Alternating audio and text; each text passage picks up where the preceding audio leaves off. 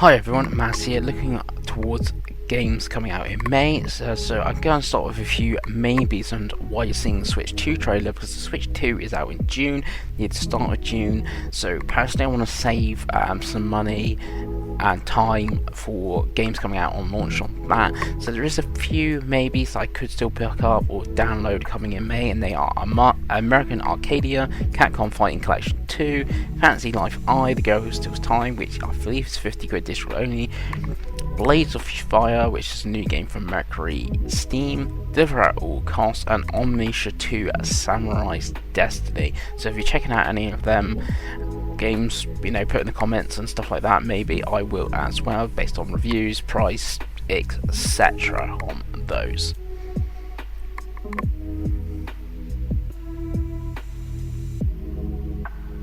Now, ones I'm definitely getting, first one is Midnight Walk 2, not Midnight Walk 2, it's just Midnight Walk, it's the first one. It is from the Lost and Random team, so it's like their second game.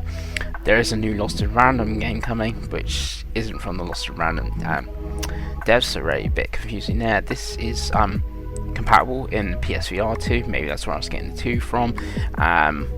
I will be playing it in normal flat screen on my PS4, PS5, which I've downloaded on PSN, so I've pre-ordered that one.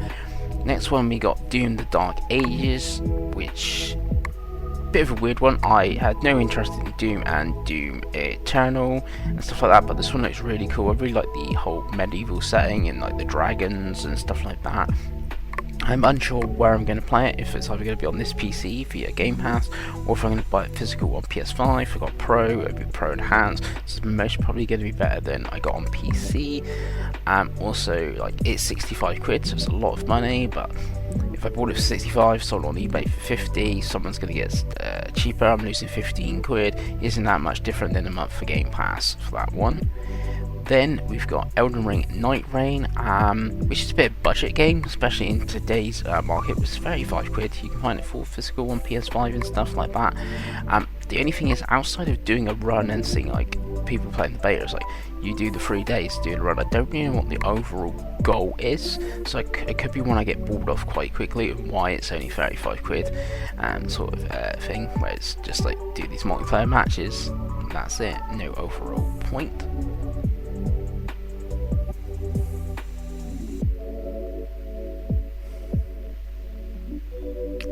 And then the last game is lostsoulaside. I think I've waited for about 10 years for this game.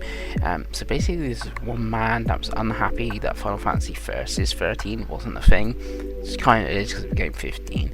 So he's like, I'm just going to make my own game. And then Shuhei Yoshida, I believe, played it, really liked it, told Sony that it was like really good. And like Sony basically funded the game, so it's a whole team. So it's like Final Fantasy Versus 13, a bit soulsy, a bit Devil May Cry and stuff from the combat as well, so really interested in this one.